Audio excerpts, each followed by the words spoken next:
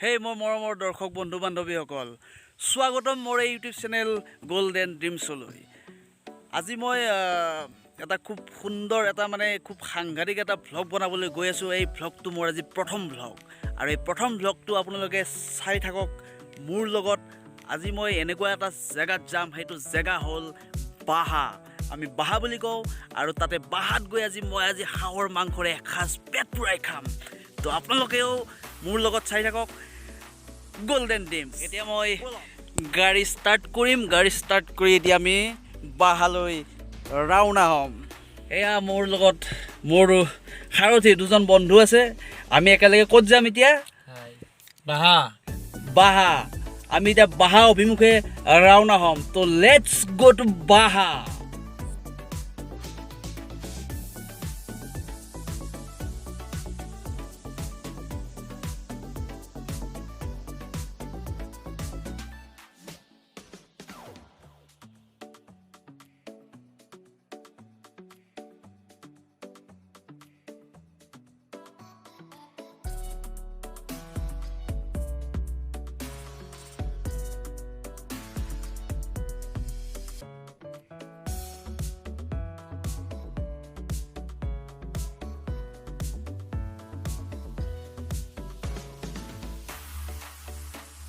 এয়া মই এতিয়া বাহা আহি পালোঁ। এয়া বাহাত মই এতিয়া সোমাম, আৰু পূৰা একদম এটা সাংঘাতিক। আৰু মই বাহাৰ ভিতৰত সোমাইছোঁ। এইটো এটা সুন্দৰ ফিচাৰী, কি ধুনীয়া, কি সাংঘাতিক এটা মনোৰম এটা প্ৰাকৃতিক পৰিৱেশ। ইয়াৰ মাজত আজি মই সোমাইছোঁ, ইয়াৰ মাজত মই আজি হাঁহৰ মাংসৰে এসাঁজ পেট পূৰাই জুতি কৰি ইয়াৰ পৰা আকৌ মই সন্ধিয়া বিদায় লওঁ। কি সুন্দৰ, চাওক আপোনালোকে চাওক, কি সুন্দৰ এটা প্ৰাকৃতিক পৰিৱেশ। এটা মজাই বেলেগ, এটা আনন্দ বেলেগ। এটা গাঁৱৰ ভিতৰত এনেকুৱা অঞ্চলত সোমাই এটা সাংঘাতিক দৃশ্য চাব পৰাটো এটা খুব এটা ভাগ্যও লাগিব আচলতে। এনেকুৱা এটা চাওকচোন, কি ধুনীয়া এটা সুন্দৰ পৰিৱেশৰ মাজত এতিয়া বৰ্তমান মই ইয়াতে সুন্দৰ সুন্দৰ মাছ ইয়াত পুহি ৰাখিছে বিক্ৰী কৰিবৰ কাৰণে। এয়া কি সুন্দৰ, এয়া বন্ধু, এয়া কাম চাম কৰি আছে পূৰা। এতিয়া আমি সোমাই যাম ভিতৰলৈ, কি আছে ইয়াত এতিয়া চাম। বাহাৰ ভিতৰত, এয়া বাহাৰ ভিতৰত সোমাইছোঁ। এয়া বাহাৰ মালিক, এই চাউল তাউল ধুইছে, এয়া একদম চাউল তাউল ধুইছে। এয়া এজন বন্ধু, এয়া পূৰা একদম পিঁয়াজ চিয়াজ কাটি নহৰু চহৰু চেলাই ৰেডি। এইফালে আমাৰ জুহাল, ইয়াতে আমি হাঁহৰ মাংস খাম আজি। মস্ত পাহাৰ ভিতৰত সোমাইছোঁ, কি সুন্দৰ এটা পৰিৱেশ। আচলতে এনেকুৱা পৰিৱেশত থাকি মই নিজেই ভাল পাওঁ, আৰু কেতিয়াবা মন যায় আৰু পূৰা একদম আজি সেইকাৰণে আহিছোঁ, ইয়াত সোমাইছোঁ। ইয়াত অলপ টাইম এনেকুৱাকৈ কটাম আৰু সাংঘাতিক, আৰু পূৰা একদম দিল মন খোজ কৰি যাম ইয়াত আজি। একদম পাৰিলে মই এইখন বিচনাত থাকি গ'লোহেঁতেন, কিন্তু আজি সময় নাই। পিছত এদিন বেলেগ এদিন আহিম আৰু ইয়াত থাকি যাম। কিন্তু আজি ইয়াত দিনটো, গোটেই দিনটো সন্ধিয়ালৈকে মই আজি একদম মন পূৰা একদম দিলছে একদম ফাটাফাটি কৰি ইয়াৰ পৰা মই গুচি যাম। এতিয়া আমি এইটো নাৰিকল কাটিছোঁ, এইটো নাৰিকল এতিয়া আমি খাম, নাস্তা আৰু ঠিক আৰু আমি যেনেকৈ চাহৰ লগত কিবা এটা নাস্তা খাওঁ, ঠিক তেনেকৈ আমি এইটো নাৰিকল প্ৰথমে এইটো খাই ল'ম। তাৰপিছত আমাৰ এতিয়া নাৰিকল ফালি থৈ ৰেডি, এতিয়া খাম। কি সুন্দৰ নাৰিকল, চাওক কি সুন্দৰ এটা নাৰিকল, কি মিঠা আছে ইয়াৰ, সোৱাদ বেলেগ। এতিয়া আমি এইটো খাম, খাওক আপোনালোকে। নাৰিকল হৈ গ'ল, এতিয়া এইটো মই খালোঁ। কি সুন্দৰ, কি মিঠা লাগিছে, একদম সাংঘাতিক মিঠা। কেনেকুৱা লাগিছে নাৰিকল খাই পেলাই? ধুনীয়া ধুনীয়া মিঠা লাগিছে নে? পূৰা সাংঘাতিক মিঠা ন, মজা লাগিছে। আৰু এতিয়া এই নাৰিকল খোৱাৰ পৰা আৰম্ভ কৰিম একদম শেষলৈকে, আৰম্ভণি নাৰিকলৰ পৰা। আমাৰ হাঁহৰ মাংস আপোনালোকে দেখিছে, ইয়াত মোটামুটি আপোনাৰ 2 কিলো হাঁহৰ মাংস আছে, একদম মতা হাঁহৰ মাংস।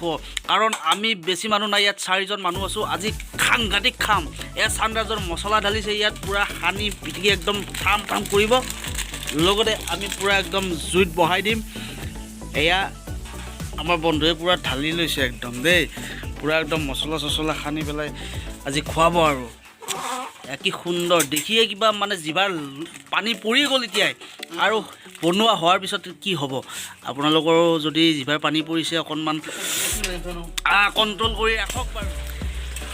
এয়া হাঁহৰ মাংস বহাই দিছে মোৰ বন্ধুৱে এতিয়া হাঁহৰ মাংসৰ সোৱাদ ল'ব লাগিব অকণমান টাইম লাগিব কিয়নো হাঁহৰ মাংসত অকণমান টাইম লাগিবই বইল হ'ব লাগিব ভালদৰে মছলা পাতি সিজিব লাগিব ভালদৰে টেষ্ট হ'ব লাগিব সেইকাৰণে পুৰা জুই চুই সোমোৱাই দিয়ে একদম মানে পুৰা বন্ধুৱে বনাই আছে এইটো গ্ৰেভি জিভাৰ পানী পৰি গৈছে অলৰেডি আৰু খোৱাৰ সময়ত কেনেকুৱা হ'ব আপোনালোকে বন্ধু বেদাংগ বিকাশ গোস্বামী তেওঁ আজি বনাইছে আমাৰ হাঁহৰ মাংস এবাৰ হাই বুলি আমাৰ দৰ্শকসকলক দি দিয়া এয়া তেওঁ বনাই ইয়াৰ লগত আছে আমাৰ মাছ পুৰা এইটো কি মাছ বুলি কয় এইটো আমাৰ গাঁৱলীয়া ভাষাত ভাঙোন মাছ বুলি কয় আমি ইয়াৰ লগতে ভাঙোন মাছ এতিয়া আমি জুইত দি পুৰি সানি পিঁয়াজ জলকীয়া দি একদম সানি এটা পেষ্ট কৰি সুন্দৰভাৱে খাম এয়া মোৰ সতীৰ্থ ভাইটিয়ে এইটো মাছ বনাব এটা দৰ্শক হাই বুলি তুমি দি দিয়া তেতিয়া দৰ্শক ভাল পাব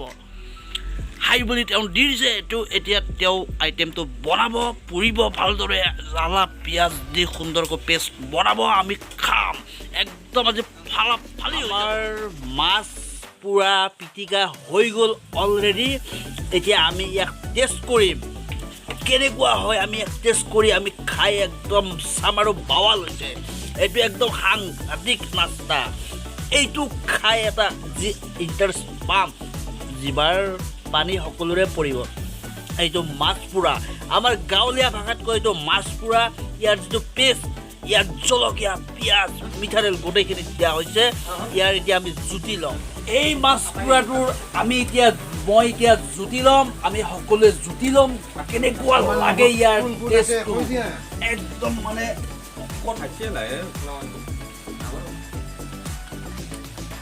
সাংঘাতিক চলেট এটা বাৱাৰ সাংঘাতিক টেষ্ট আপোনালোকে হয়তো খাই পোৱা নাই হয়তো খাই পোৱাবিলাকে হয়তো গম পাব এই বন্ধু আছে কেনেকুৱা লাগিছে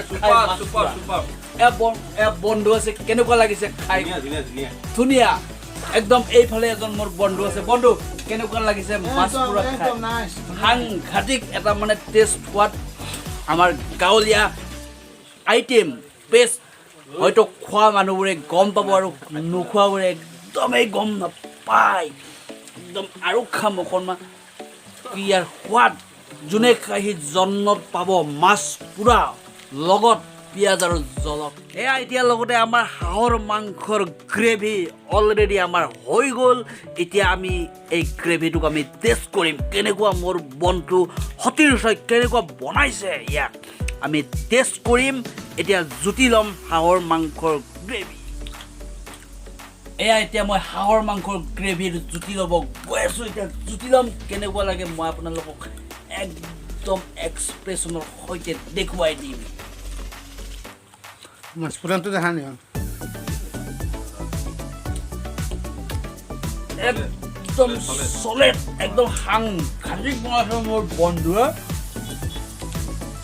একদম সুন্দৰ একদম হৈছে গ্ৰেভি একদম মজা বনাইছে একদম এয়া বন্ধু গোটেই আমি খাই আছোঁ এয়া হাঁহৰ মাংসৰ জুতি লৈ আছে একদম কি মজা হৈছে একদম সাংঘাতিক আৰু মানে ক'ব ভাষা নাই কেনেকুৱা সোৱাদ হৈছে কেনেকুৱা টেষ্ট হৈছে হাঁহৰ মাংসৰ সেই দৰ্শক বন্ধু বান্ধৱীসকল আমাৰ এতিয়া খানা আৰম্ভ হৈ গ'ল সময় অলৰেডি আমি সময় পাৰ কৰি গ'লোঁ কিন্তু অতিৰিক্ত সময়ত যিহেতু আমি 4-5জনৰ খানা আইটেম তো অকণমান দেৰি হ'ল তাৰপিছত আমি এতিয়া খাবলৈ ৰেডি এনেকৈ আমি ৰেডি হৈছোঁ সকলো খাবলৈ এতিয়া খাই লৈ পেলাই হাঁহৰ মাংসৰ জুতিৰে এসাঁজ পেট পুৰাই আমি খাম সকলোৱে খাই লৈ এতিয়া মই ঘৰলৈ আকৌ উভতি যাম ইয়াৰ পৰা তো বন্ধু বান্ধৱীসকল মোৰ এই আজি প্ৰথম যিহেতু ভ্লগ এইটো যদি মোৰ এই ভিডিঅ'টো চাই সকলোৱে ভাল পাইছে তেতিয়াহ'লে আপোনালোকে লাইক কমেণ্ট শ্বেয়াৰ কৰিব আৰু মোৰ এই চেনেলটো গল্ডেন ড্ৰিমছ এই মোৰ